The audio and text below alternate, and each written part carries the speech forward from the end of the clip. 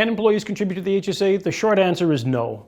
And you don't want your employees to contribute to the HSA. And that kind of comes from, the insurance side of the business, the insurance, health, and dental plans. You want to download costs. Well, this plan is going to set your employees up to receive the money you want them to have for their health and dental bills, and is tax-free in their hands. Of course, it's that expense when they claim. So rather than have an employee contribute to the plan, set your limit at which you're prepared to provide in your budget. So that means you want to stick to your budget, and that's beautiful with a spending account because your budget can't be exceeded. You're only ever going to be able to spend what you decide you want to be able to afford. That's up to which the employees are going to claim.